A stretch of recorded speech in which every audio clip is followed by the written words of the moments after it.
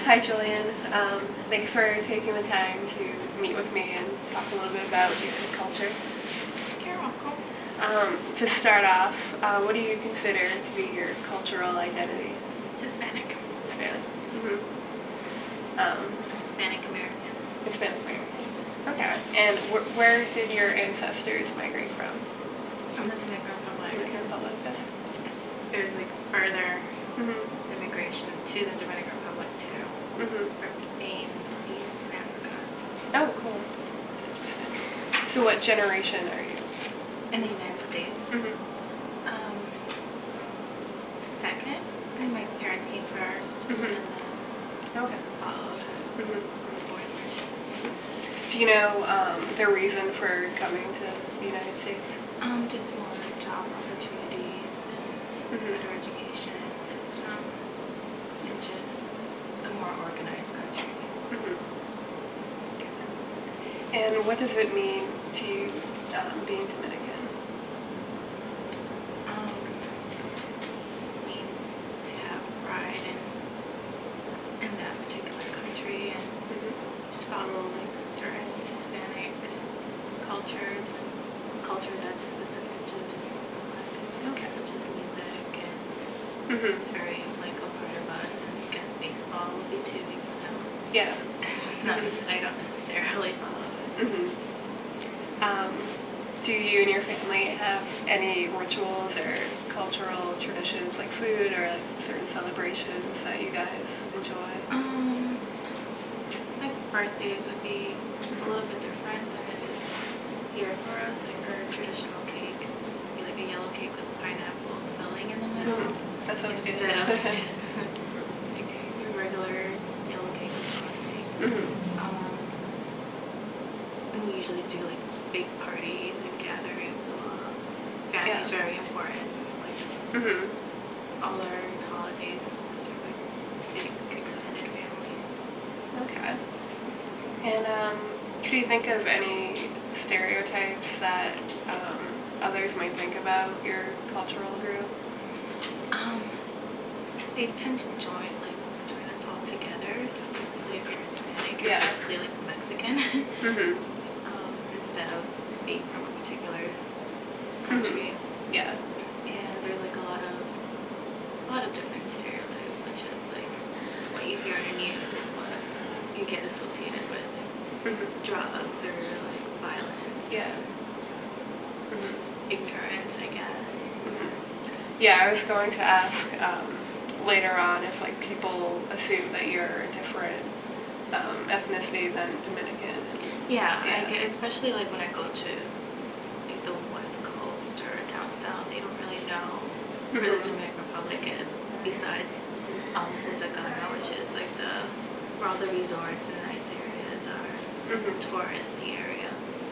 So a lot of people assume, in the south or in the west, that I'm half, because some people couldn't know that I'm not Mexican. I don't look like a typical Mexican. Yeah. They think I'm half or Puerto Rican or Mexican. Yeah. Yeah, and I feel a lot of people have the label Spanish to cover everything from Puerto Rican, Dominican, even though technically Spanish means from Spain. Exactly. Yeah. So a lot of people make that mistake. How do you think those stereotypes affect people of your culture and population? It's different ways. Everyone takes it differently. Personally, it made me just want to educate myself more and just act in a certain way where it shouldn't matter what my race is or what I look like. It's just my personality and how I treat others. So for me, that's my main how I want to be perceived. But if others go around it a different way, they rebel or they just people think of have stereotypes against them, they're just gonna act towards those. Yeah. So they just keep doing those things. Perpetuate it more. Yeah.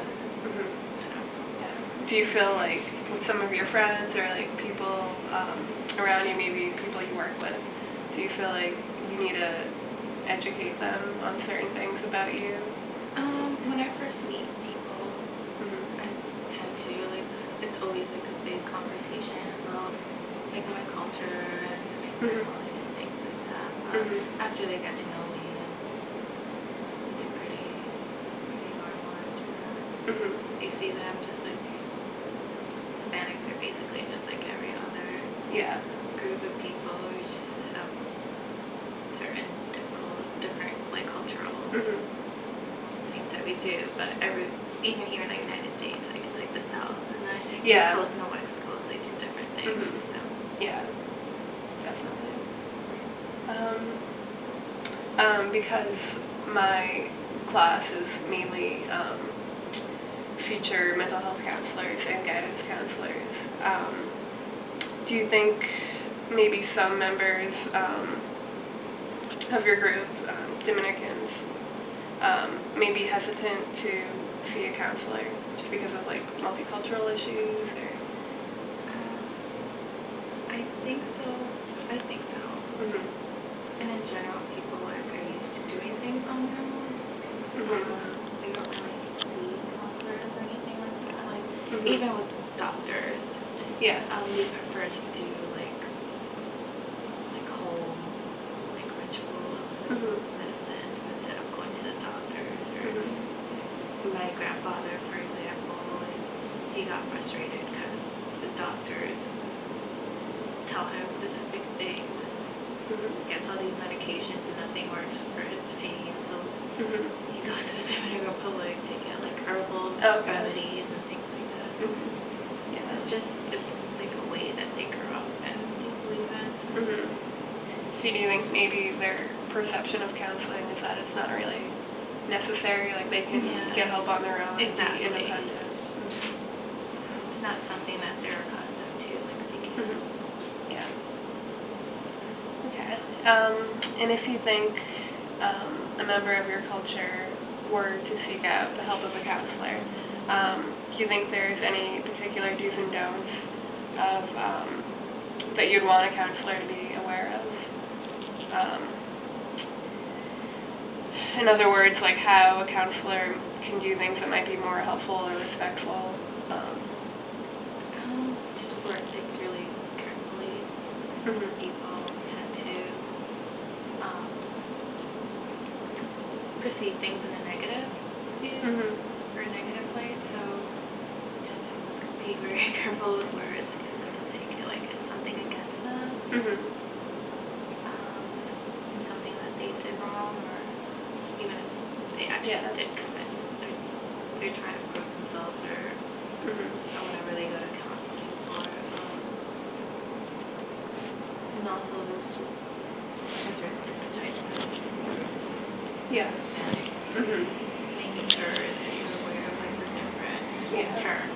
Right, Not to accidentally like say to someone that they're from like a different country or different anyway.